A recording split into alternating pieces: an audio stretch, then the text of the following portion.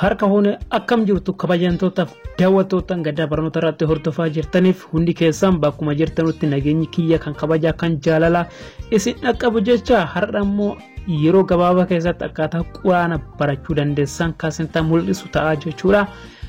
Barnooti keenya guyyaa har'aa jechuudha.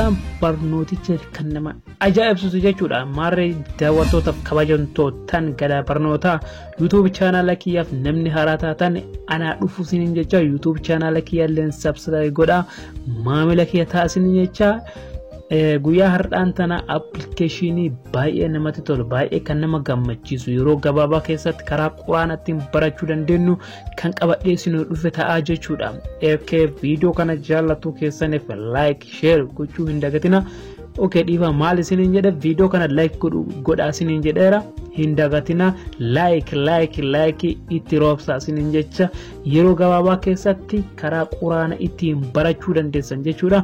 Applicationii kana linkii isaa video kiyya kana jala tuqxanii buufachuu dandeessu. Play Store, Chrome bakka barbaadanii argachuu dandeessa. Isin ammoo karaa qaxxaamuraatiin linkii isaa video kiyya kana jala tuqxanii buufachuu dandeessan jechuudha. Hiika isaatti walitti qabee nuuf fidee jechuudha. Applicationin kun applicationii kan nama ajaa'ibudha. Hayyee kabajantootaaf daawwattootaan keenya amma wanti nu gochuu qabnu kallattuma irratti bannee keessa seenna jechuudha. Erga keessa seenneen boodatti kun bifa kanaan nuuf bahaara jechuudha. Iddoo kanatti akkuma argitan afaan Oromootiin kan nuuf barreedha. Ammoo isa lammataa irratti ammoo kunoo afaan Arabaatiin kan nu katabamedha. Isin ammoo iddoo kana kan barbaadan jechuudha. Kan laaluu barbaadan san filattu jechuudha. Mee amma tokko irratti dha'ee isin tahaa mul'isuuti. Okay, kuno bifa kanaan nuti amma nuti yemmisa kan haa dubbinu fakkeenyaaf kun afaan Oromootiin katabameera jechuudha. Itti aansinee ammoo afaan Arabaati iddoo kanatti katabameera jechuudha.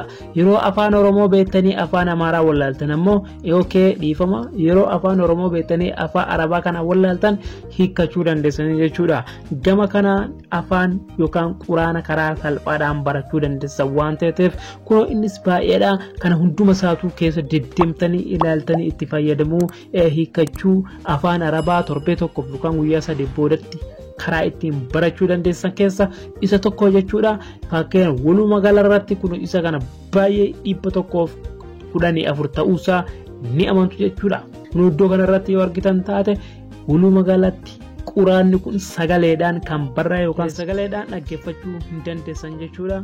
Gama kanaan hunduma isaatu irra deemtanii yeroo gabaabaa keessatti dubbistanii gama afaan Arabaatti jijjiiruu dandeessan jechuudha.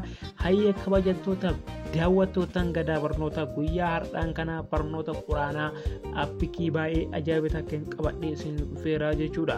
Dursa isin tameera video kana like gochuu hin dagatina. Yaada keessanillee nuuf kaa'uu hin dagatina isin jecha video kana like share godhaa isin jecha YouTube channel kiyyalleen subscribe godhaa hanga barnoota biraatti walitti turtiin keessan nu faana wajjin haa ta'u jecha